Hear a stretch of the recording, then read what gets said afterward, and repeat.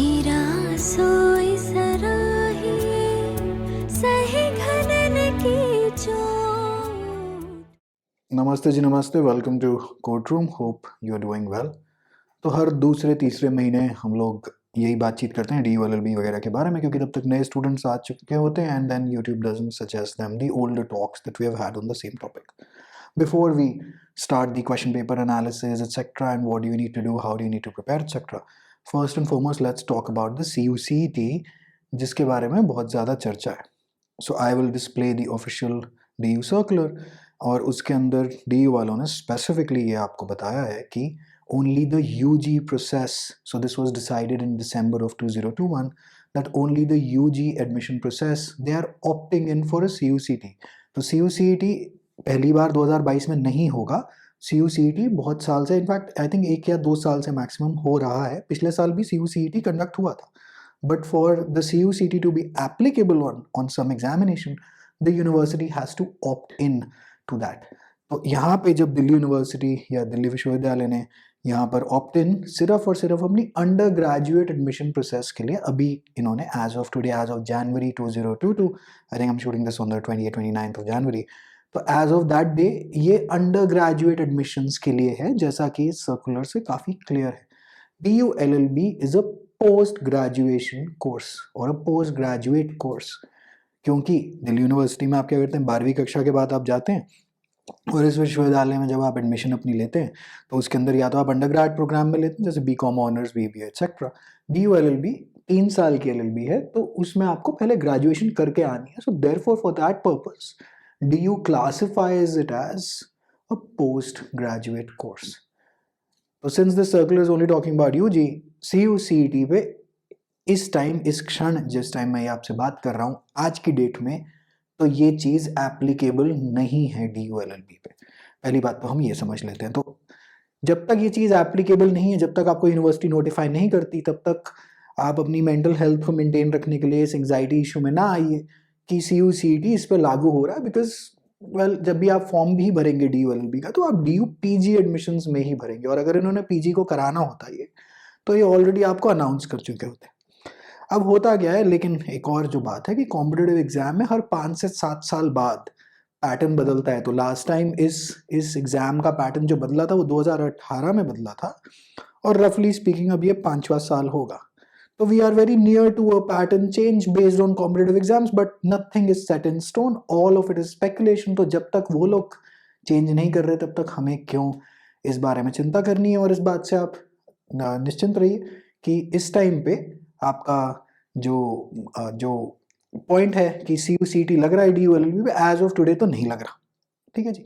तो होपफुली ये बात क्लियर हो गई, और अब आगे चलते हैं. And any time any news related to DU, you only have to follow the official notifications. कोई भी वेबसाइट, कोई भी कुछ भी कहे, सबसे पहले आप उसका ऑफिशियल सर्कुलर ढूंढिए विश्वविद्यालय की तरफ से, और अगर आप वो सर्कुलर ढूंढ पाए तो ही आप उस बात को मानिएगा. और तब तक नहीं है, तब तक सब कुछ ही स्पेकुलेशन है, क्योंकि अगर आप गूगल पे भी टाइप करेंगे तो वो बहुत सारी आपको न्यूज़ आइटम मिल जाएंगी जिनका कोई मतलब सर पैर भी नहीं है, क्योंकि वो वेबसाइट अपनी क्लिक्स और अपनी SEO की वजह से वो आर्टिकल छापती रहती है. अब अगर आप आएँ कि अगर आपने आज की डेट में तैयारी करनी है, 2022 की 28-29 जनवरी हो चुकी है, जो भी आज तारीख है, और अगर आप आज की डेट में ये तैयारी करना चाहते हैं, तो आप सबसे पहले इस प्रश्न पत्र को समझ लें कि ये एग्ज़ाम आपसे चाहता क्या है. क्योंकि अगर वो स्पष्ट हो गया आपको, तो आप बहुत सहजता और सरलता से ये जो एग्ज़ाम है, इसको आप एग्ज़ाम को लेंगे. And then it's always take a exam, you never give an exam. So you are going to be taking this exam and you will have a fair shot at clearing it. I never say that you will clear it, because it's a competitive exam, और हिंदुस्तान की population plus reservation policy वगैरह देखते हुए तो काफ़ी, जो भी competitive exam में ये कहे कि हाँ भैया शोर शॉट तो निकलेगा ही निकलेगा, तो मैं ऐसे कहता हूँ कि we'll take our best shot and then see what happens. Hopefully everything works out for the best. अगर आप 19, 20 और 21 में लीगल के प्रश्न देखिए, जब मैं लीगल कहूँ तो इसका मतलब है कॉन्स्टिट्यूशन, कॉन्ट्रैक्ट, और IPC, IPR, family law, mainly ये 6 सब्जेक्ट जो हैं, इनसे मैं बात करूँ. तो अगर आप 19 में जाएं तो there were 69 questions, in 2020 there were 51 questions, in 21 there were 48 questions. और अगर आप CA एंड GK में जाएं तो 19 में क्या था, 11 प्रश्न थे, 20 में 35, 21 में 41 41, राइट। अगर आप इन दोनों को टोटल करें, इन दो एरियाज को जो कि आपके प्रश्न पत्र में है, इनको टोटल करें तो 80, 86 एंड 89 का आंकड़ा बनता है।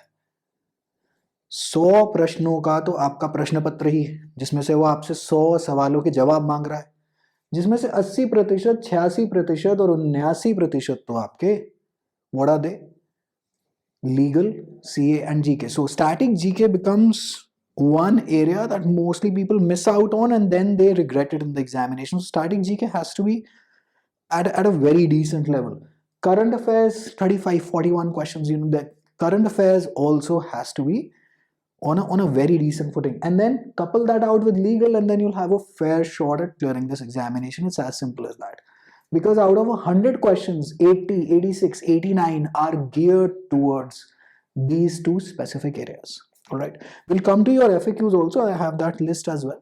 15 सवाल मैंने लिस्ट बनाई हुई है, जो कि मैं कमेंट्स ऑब्जर्व करके emails, WhatsApp messages, Telegram etcetera etcetera जो भी मुझे मेरी टीम बताती रहती, उसके बारे में हम लोग आपके लिए ऐसे सेशंस बना देते हैं। अब बात करते हैं कि जी अगर आपका ये एरिया बिल्कुल सॉलिड है, बहुत स्ट्रॉन्ग ग्राउंड पे, बहुत अच्छी फुटिंग पे है, तो you have a very fair shot. तो यहाँ पे अंग्रेजी में अगर देखें 5 5 5 5 का मतलब है एक पैसेज दिया हुआ और उसमें से बेसिकली रीडिंग कॉम्प्रिहेंशन का पैसेज है, जो कि जिसमें लीगल फ्लेवर है। तो लीगल टर्मिनोलॉजी यूज करी जाएगी, थोड़ी सी फिलोसफी यूज करी जाएगी, थोड़ी सी जूरिस्प्रूडेंस वगैरह यूज करी जाएगी, लेकिन वो आप टॉपिक्स उसके लिए तैयार ही नहीं कर सकते, क्योंकि मतलब कि मैं बैठ के जूरिस्प्रूडेंस पढ़ूँ, नहीं, ऐसा नहीं है। Just basic test of your English, एक पैसेज 5 क्वेश्चंस। लेकिन 18 में 15 भी आए थे, 15 में वो सिनोनिम, एंटोनिम, इस इडियम का मतलब बताओ, लेकिन तैयारी तो आप सारी ही करेंगे ना, because we can never really be sure कि when do they resort or when do they go back to the 18। तो चौथा 4 साल हो गए हैं नए पैटर्न, जो ये 100 क्वेश्चन वाला जो पैटर्न है, और अब 5वां साल इस साल लगेगा, तो उसके बाद शायद उम्मीद की जा सकती है शायद इस साल बाद कि पैटर्न ये बदलने की राह पे आए, क्योंकि 5 से 7 साल में everybody figures out the question paper and usually her competitive exam में दे मेक चेंजेस, ताकि कॉम्पिटिशन या एग्जाम का स्तर थोड़ा सा उच्च स्तर का बेसिकली प्रश्न पत्र रहे। ठीक है जी। अब लॉजिकल में आए तो 26, 11, 9 और 2, तो लॉजिकल इस साल तो बहुत ही कम हो गई, लेकिन अगर आप ऑन एन एवरेज देखेंगे तो 10 लॉजिकल के क्या क्या टॉपिक हैं, अभी उसके बारे में भी बातचीत करते हैं। मैथ्स 2 4 0 4, तो 2020 में तो एक भी प्रश्न नहीं आया मैथ्स से, 19 में भी 4, 2 और 4। अब आप कहेंगे क्या मैं मैथ्स छोड़ सकता हूँ? जी हाँ, 90% जनता, ऑलमोस्ट आप कहें कि काफ़ी लोग, नॉट 90% बट काफ़ी लोग जो इस एग्ज़ाम को देते हैं, जिसमें अटैम्प्ट लेते हैं बेसिकली इस एग्ज़ाम का, तो उसके अंदर वो काफ़ी जनता को तो मैथ्स आती ही नहीं है, इसलिए शायद वो लॉ की तरफ जाएं।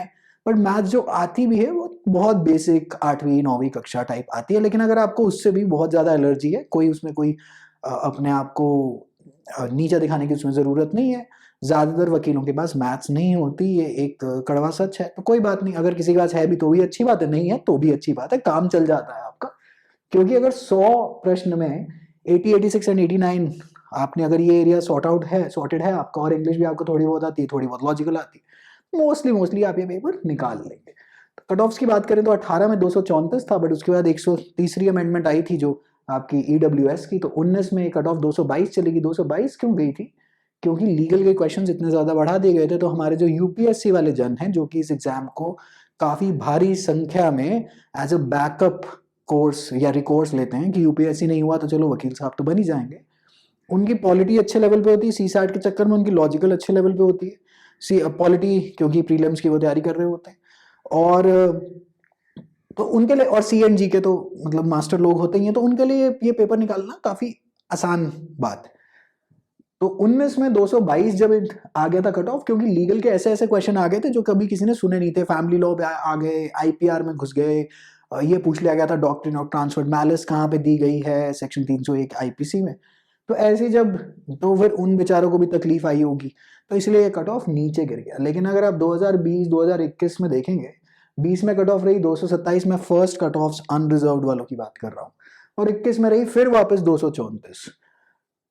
अगर, और ये बेसिकली ये जो कट ऑफ जो ऊपर गई है उसका एक और कारण ये है, देखिए 20 और 21 का क्वेश्चन पेपर रफली ऑलमोस्ट सेम पैटर्न पे, दो चार चीजें ऊपर होंगी, बट मोस्टली 90% सेम था। तो तैयारी भी लोगों ने बहुत उस तरह से करी, आपको भी पता है, मुझे भी पता है कि 1 करोड़ यूट्यूब चैनल भी हैं, सभी पढ़ा रहे हैं। तो पढ़ाने वाले भी बहुत हैं, पढ़ने वाले भी बहुत हैं। कुछ जनता वो है जिनका क्लैट नहीं क्लियर हुआ था, तो राजकुमार राव के मोड में कि ठुकरा के मेरा प्यार इंतकाम देखे की मोड में आ रहे हैं, तो वो भी बहुत पढ़ कर आ रहे हैं। तो कंपटीशन एक ठीक ठाक लेवल पे है। इस साल तो इन्होंने कंसोलिडेटेड लिस्ट दी नहीं, बट आप अनुमान लगा सकते हैं कि 18,000 से 20,000 लोग तकरीबन 2800 सीटों में लड़ाई करते हैं, जिसमें अभी रिजर्वेशन की बात अलग है। अगर 22 का भी क्वेश्चन पेपर इसी पैटर्न पे रहेगा तो ये कट ऑफ 234 से 237 240 की रेंज में भी चली जाएगी। क्योंकि अब आप पूछेंगे कि जी क्या ये क्वेश्चन पेपर इससे, let us come to R, यहाँ पे एक पॉइंट लिखा हुआ है, छठा नंबर point, that is this exam tough? No, it is not, because if it were the numbers never lie. तो मतलब सारी दुनिया झूठ बोल सकती है, बट मैथ्स कभी झूठ नहीं बोलती। 2 + 2 4 ही रहेगा, चाहे इस लोक में हो चाहे किसी त्रिलोकी में हो, 2 और 2 4 ही रहेंगे। टफ तो नहीं है पेपर। तो क्या आसान है? नहीं। तो पेपर, वो निदा फासली की एक लाइन भी है कि दुनिया जैसी होनी चाहिए थी वैसी तो नहीं, दुनियादारी भी जरूरत है, चलो यूं ही सही। तो पेपर ठीक है, चलो यूं ही सही, मतलब ठीक है ना, तो ज्यादा टफ साइड पे है, लेकिन मैं इजी भी नहीं कह सकता इसको, क्योंकि अगर इजी, बिल्कुल ही इजी होता तो लोगों के 2-2 अटेम्प्ट में, 3-3 अटेम्प्ट में भी कभी कभार नहीं निकाल पाते वो लोग इस पेपर को। तो इसीलिए ना टफ है ना इजी है। तो इसीलिए आपको थोड़ी सी अच्छे से तैयारी करनी पड़ेगी इसके लिए, अगर आप you have a fair shot at the exam, right. तो अब सबसे पहला प्रश्न होता है, जब आप जनवरी 2022 में अगर आप इस सेशन को देख रहे हैं, तो is it too late to prepare? No, absolutely not, absolutely not. It takes about 5 to 6 months of decent and focused preparation. कई लोग जो ज़्यादा इंटेलिजेंट है, जैसे पिछले साल हमारे एक स्टूडेंट थे, तो उन्होंने AILET भी निकाल लिया, NLU दिल्ली में भी उनका काम हो गया था, दिल्ली यूनिवर्सिटी में भी हो गया। ऐसे भी केस हैं जो कि he started preparing somewhere around, I think if I am not mistaken, May June mark. लेकिन वो आपकी खुद की इंटेलिजेंस पे डिपेंड करता है, राइट। तो it's not too late, it's absolutely not too late. Paper होगा कब? मोस्ट लाइकली अगस्त या सितंबर। पिछले 2 साल से पहले 2020 में जब पीक कोविड था तो 9 सितंबर को हुआ था। पिछले साल और लेट हो गया, जबकि पीक कोविड था भी नहीं, लेकिन 29 सितंबर को ये पेपर हुआ, right. And classes usually begin somewhere in the January माह, कभी अभी शुरू हुई हैं 2-3 हफ्ते पहले। तो क्योंकि वो सेमेस्टर रेगुलराइज नहीं होंगे तो फिर आपके अंदर एडमिशन कराएंगे, क्योंकि वहाँ टीचर फ्री नहीं होगा। तो सितंबर या अगस्त मोस्ट लाइकली, क्योंकि NTA के टाइमिंग के हिसाब से एग्जाम्स कंडक्ट होते हैं। और अगर NTA खाली हुआ उस टाइम पे, जो कि मोस्टली होता है, पिछले साल तो हल्का बहुत वेव आ गया था तो NTA वालों ने थोड़ी रिवर्स गियर लगा ली थी। होपफुली अगस्त, चलो अगस्त नहीं भी हुआ तो कोई बात नहीं, सितंबर में हो जाएगा, राइट। अब आज से आप रफली स्पीकिंग, आपके पास August is the 8th month of the year, the first one is over, you have pretty much 7 months। 7 months is more than decent enough time to prepare for this examination. Preparation में time कितना लगता है? जैसा कि मैंने आपको बताया, 5 से 6 महीने लगते हैं। अगर आप ज़्यादा तेज विद्यार्थी हैं, तेज इन द सेंस कि आपके नंबर ज़्यादा स्कूल में सब ज़्यादा आए, आपकी बुद्धि का लेवल ज़्यादा है, तो आप ये काम 3 से 4 महीने में भी निपटा सकते हैं। तो ये स्टैंडर्ड कोई फिक्स्ड फॉर्मूला नहीं होता, कोई पत्थर की लकीर नहीं है। ये जो सारी जो चीज़ें हैं, इनफैक्ट ज़िंदगी में भी सब कुछ आपके ऊपर डिपेंड करेगा। मेरा 6 नंबर का चश्मा अगर आपकी आंखों पे लगे तो आपको अच्छे से नहीं दिखाई देगा, आपका 1 नंबर का चश्मा मुझे दिया जाए तो मुझे नहीं दिखाई देगा। तो ये तो सब कुछ, जैसे वो खाने के शोज में वो कहते हैं नमक स्वाद अनुसार, ये सब कुछ डिपेंड करेगा इंटेलिजेंस अनुसार, कि आप में कितनी क्षमता है, आप कितना सोच पा रहे हैं, आपको कितनी चीज़ें समझ में आती हैं और कितने टाइम में समझ में आती हैं। तो सबसे पहले आप अपने आप को पहचान लें, किसी और से एडवाइस लेने से जस्ट पहले। तैयारी शुरू कहाँ से करें? तो तैयारी आप शुरू लीगल सेक्शन से करें। लीगल और CA एंड GK ऑलमोस्ट 80% है इस पेपर का। मैं कहता हूँ पैटर्न हल्का सा 100 क्वेश्चन में, क्योंकि कोई फिक्स तो होता नहीं कि किस एरिया में से कितने प्रश्न पूछे। मैं कहता हूँ ऊपर नीचे आगे पीछे भी कर दिया, लॉजिकल थोड़ी सी बढ़ा दी, 75% फिर भी यही रहेगा।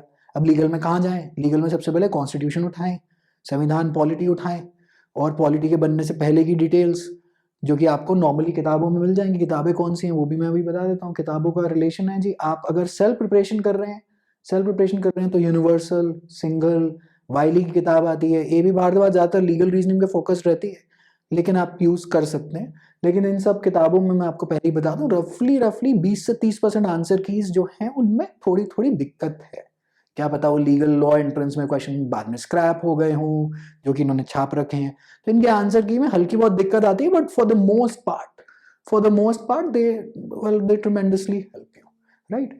अच्छा, इसके बाद अगर हम आगे चलते हैं तो करंट अफेयर और स्टैटिक जीके का एरिया आता है। अब करंट अफेयर जी, अब आप कहेंगे कौन से महीने से पकड़े? देखिए, महीने वहीने नहीं चलते कॉम्पिटेटिव एग्जाम में, हमेशा मेन टॉपिक चलते हैं।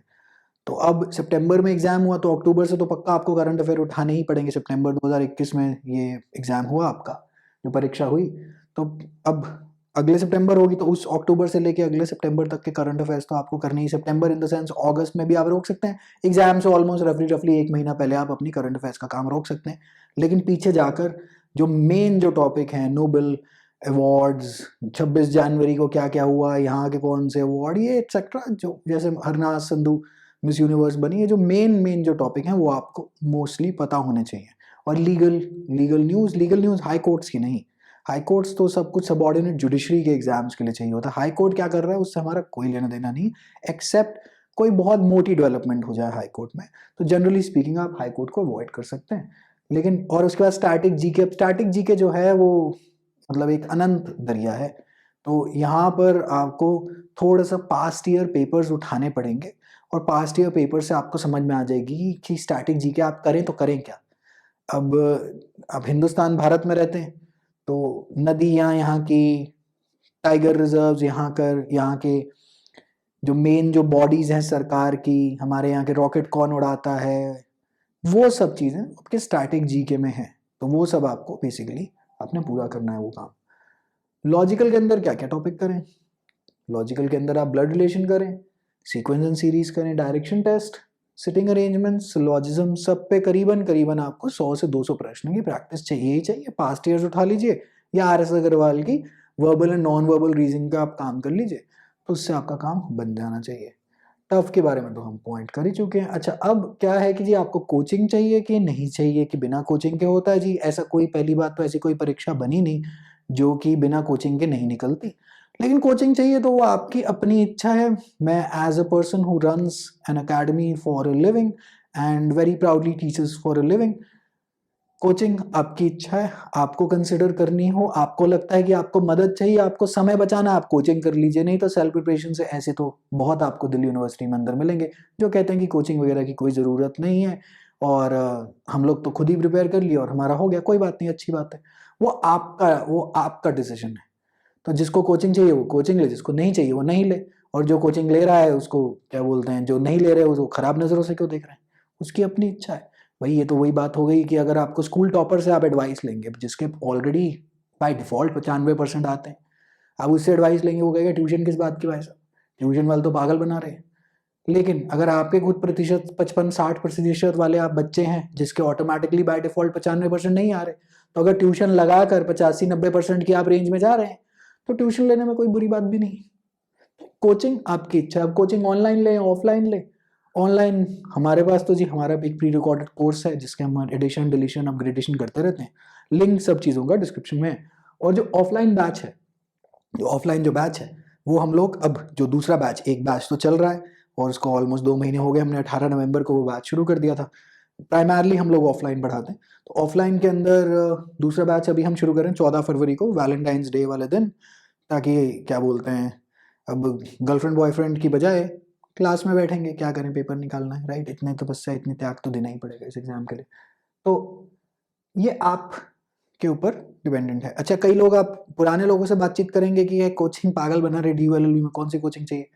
अच्छी बात है, 2018 से पहले नहीं चाहिए थी, मैं आपको बहुत साफ स्पष्ट शब्दों में बता दूं, बिल्कुल नहीं चाहिए थी। हर आदमी उठता था, वो यूनिवर्सल सिंगल उठाता था और उसका पेपर क्लियर होता था। लेकिन जब से 2018 आया तब से क्वेश्चन पेपर का पैटर्न बदला। पहले बहुत सारे एरियाज ऐसे थे कि आपके 2 भी एरिया स्ट्रांग हो आप पेपर निकाल देते थे, और ज़्यादातर लोगों ने हो जाता था, बहुत आसानी की बात थी। 18 के बाद उतना आसान नहीं रहा ये। 19-20 का प्रश्न पत्र देख लें, 19 का प्रश्न पत्र देख लें, तो almost first second third semester का काम करा देते हैं आपको, मतलब आपसे पूछ लेते हैं प्रश्न पत्र में। तो उसके लिए आपको थोड़ी डिसेंट इनफ तैयारी चाहिए, और क्वेश्चंस भी ना उतने आसान है ना उतने कठिन है, लेकिन बिल्कुल आसान होते तो काम निकल जाता। तो अगर आप 2018 से पहले कहेंगे कि मैं 2018 वाले से पहले के लोगों से आप बात करेंगे और कहेंगे जी मैं कोचिंग जा रहा हूँ इस एग्जाम के लिए, वो कहेंगे आपको पागल बनाया जा रहा है। लेकिन आप खुद उन्हें 19-20 का प्रश्न पत्र दिखा दीजिए, 21 का प्रश्न पत्र दिखा दीजिए, उनको बोलिए आप बताइए आपके कितने आते हैं। तो 18 से पहले वाली जनता से बात करेंगे, वो बिल्कुल कहेंगे कोई ज़रूरत नहीं है, तो 18 के बाद वाली जनता से बात कर लीजिएगा अगर हो सके तो। लेकिन ये जो डिसीजन है ये आपका है, ये कंप्लीटली आपका है। और लिंक सब चीज़ों का तो खैर डिस्क्रिप्शन में रहता ही है, आजकल यूट्यूब पे वो बोलने की भी ज़रूरत नहीं रहती ज़्यादा। बट अगेन समझदारी वाली बात करेंगे कि आप अपने आप को पहचाने, आपको ज़रूरत है आप करिए, आपको नहीं ज़रूरत है तो ऐसी कोई दिक्कत नहीं है। फिर कहते हैं कि जी लक्ष्मीकांत करनी है, अगर आपके पास समय है तो पढ़ लीजिए, पढ़ाई तो कभी भी वेस्ट नहीं जाती। लेकिन लक्ष्मीकांत काफ़ी ज़्यादा डेप्थ और काफ़ी ज़्यादा डिटेल में, जो शायद इस एग्जाम के लिए उतनी ज़्यादा रेलेवेंट नहीं रहती, लेकिन जो उसके अंदर 50% सामान है, क्वेश्चंस तो आते ही हैं। समय हो तो ज़रूर निपटा लीजिए। It is a good concise book for polity. अगर आपका मन करे, आप में आपके पास समय है, बेसिकली दिस इज प्राइमरली समय की बात है। किताबों के बारे में मैं आपसे बात कर ही चुका हूँ। पास्ट ईयर क्वेश्चन पेपर्स कहाँ से मिलेंगे? एक तो सिंगल वाले की भी किताब आती है, वो खरीद सकते हैं, 150-200 रुपये की किताब है। आई थिंक दैट्स अ वर्दी इन्वेस्टमेंट, उतना तो आप पैसा खर्च ही सकते हैं अपनी प्रिपरेशन में। नहीं करना हो तो ऑनलाइन मैं आपको लिंक में एक डिस्क्रिप्शन में एक लिंक दे रहा हूँ, वहाँ से आप डाउनलोड कर सकते हैं। टेलीग्राम के चैनल पे मेरे यहाँ पर पढ़े ही होते हैं वो पास्ट ईयर क्वेश्चन पेपर्स, वहाँ पर है जी। ओके, अच्छा कितनी सीटें हैं? रफली बता रहा हूँ जहाँ तक मतलब अंदाज़ा सीट मैट्रिक्स पिछले साल का है, 2828 28 नहीं 88 सीटें हैं, और जिसमें से 1170 रफली अनरिजर्व्ड के लिए, मैं अनरिजर्व्ड वालों से ही बात कर रहा हूँ, तो 1170 की अनरिजर्व्ड सीटें हैं। और रफली अगर आप 17,000 लोग या 18,000 आप मान लीजिए, इसको रफली आप 3,000 ले जाइए, तो 3,000 पे 18,000, ऑलमोस्ट हर सीट पे 6 आदमियों का कॉम्पिटिशन, कोटा नो कोटा, रफली रफ मैथ्स कैलकुलेशन, क्योंकि इवेंचुअली कॉम्पिटेटिव एग्जाम है। 3 ईयर एलएलबी और क्या करें जी, 3 ईयर एलएलबी का और कौन कौन से एग्जाम है? बीएचयू का भी फॉर्म जरूर भरें, लेकिन BHU is heavily maths oriented examination. तभी मैं इस चैनल पे कहीं पे बीएचयू एलएलबी जानबूझ के लिखता नहीं हूँ, क्योंकि मैं मैथ्स पढ़ाता नहीं हूँ। तो लेकिन बीयू एलएलबी वाला जो हमारा जो ऑनलाइन कोर्स है, उससे बीएचयू का legal, static, GK, current affairs वगैरह वाला पोर्शन सारा हो जाता है, बट मैथ्स हम लोग नहीं पढ़ाते, और सच्चाई से आपको बताते हैं कि भाई मैथ्स नहीं कराते हम लोग, ठीक है जी। तो बीएचयू में मैथ्स लेकिन बहुत ज़्यादा आती है, आप 21 का भी प्रश्न पत्र उठाएंगे तो आपको खुद दिख जाएगा। तो बीएचयू में selection is quite a lot of it is dependent on your mathematical ability. Then you go to MHCET, GLC, ILS are fantastic colleges, and there are certain others as well in Maharashtra. They're very decent colleges. If you get them, great, take them. NLSAT, this is more like a lottery system now because it only has 60 seats, and the unreserved seats are barely, I haven't calculated, they should be 3 to 5 in number. Rest all are reserved. The examination will take place on the 24th of April. We've done a discussion on the question paper examination pattern, etc. The forms are open right now, by the way, so you can fill them up. PU, Punjab University, good 3-year LLB, provided that you get the Chandigarh campus. If you're getting that, great, take that. Symbiosis has its own examination. Then Osmania University, Allahabad, these are the popular names for the 3-year LLB scene. Jindal, of course, is there, provided that you can afford that sort of a fee. Mocks कब लेने शुरू करें? Somewhere around the June-July mark, after you have sufficiently prepared, then you take a mock and then you analyze it. I'll post a video on how to analyze a mock later when June-July comes along. Then, when will our mock test series get released? Somewhere around this time frame. Only this year, the full mock test series, I believe, will remain inside of the course, but we haven't really decided anything yet. Mocks के लिए भी बहुत time पड़ा है। कितने घंटे on an average पढ़ लें, ऐसे कोई, again this depends on you, absolutely this is fully dependent on you, but रफली अगर आप 2 घंटे भी दे देते हैं अगले 6 महीने के लिए on an average, not that कि आप हर रोज ही बैठ के 2 घंटे दे रहे हैं, बट ऑन एन एवरेज, जब एवरेज निकालें तो 2 घंटा डेली निकल आए, I believe that you can crack this exam with sufficient ease और can have a very good shot at clearing this examination. Then go to maths. What about maths? Can you skip maths? Yeah, you can if you wish to. But those are 4 very easy questions, so you get 16 marks as bonus. That completely depends on you, right? तो ये कुछ महत्वपूर्ण बातें हैं जो कि आपने दिमाग में रखनी है. और अगेन CUCT पे ज़्यादा चिंता की बात नहीं है. अभी UG नोटिफाइड है, क्या पता कल को PG नोटिफाई कर दिया तो देख लेंगे. नहीं करा अभी इस टाइम तो नहीं करा हुआ, तो जब नहीं करा तो हम वो अपने नॉर्मल क्वेश्चन पेपर पैटर्न को स्टिक टू करते हैं, तैयारी करते हैं. It's as simple as that. Alright, wishing you all the very best, take care, bye.